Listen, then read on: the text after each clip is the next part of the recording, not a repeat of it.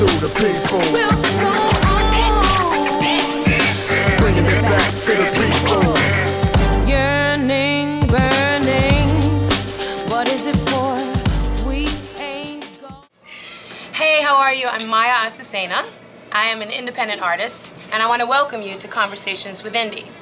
And today, I'd like to talk about paying dues. I recently spoke about a lottery artist. A lottery artist, in my opinion, is an artist that puts in $1 and feels completely entitled to $1 million in return without doing much work for it. And so right now I want to break it down a little bit about paying dues.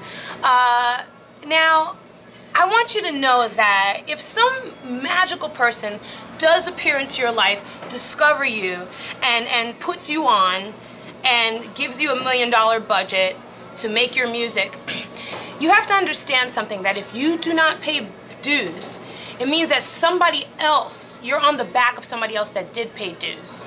Okay? Now this is the thing that's important, because if you come into the game and you don't pay any dues, the likelihood of it is that you will not be the owner of your own masters, you will not be the owner of the enterprise that you helped to create. Let me see if you can understand what I'm saying with this. That somebody in the picture did pay dues. So if you get put on without having put in the work, it means that you're on the shoulders of someone that did put in the work. So no matter which way you slice it, you will not see success unless you put in the work. Unless somebody puts in the work, somebody puts in the dues. And the danger of coming into the game without paying your own dues is that you will most likely become victimized by the game. Okay, this is a cutthroat industry, and as much as I have faith in the fact that you can succeed, I'm also very realistic about the fact that there are people who are all too willing to take advantage of you. So understand that it is better for your well-being and for the longevity of your musical career for you to actually pay dues and be willing to work hard.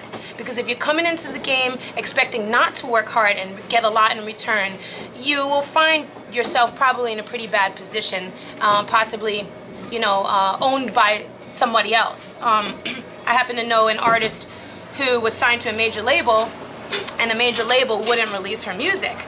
So this is music that she created from her soul, probably telling her life story, and she cannot even play that music for other people.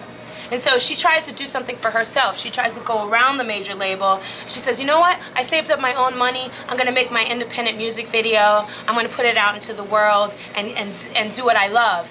And the major label came after her, and they said, if you do this independent single, and if you do this independent music video that you paid for out of your pocket, we will sue you.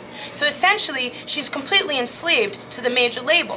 What they did was they refused to put her music out. They refused to allow her to use her music to help herself, and they intervened with her trying to help herself and be an entrepreneur. So understand that if you're coming into something that looks too good to be true, it might very well be too good to be true.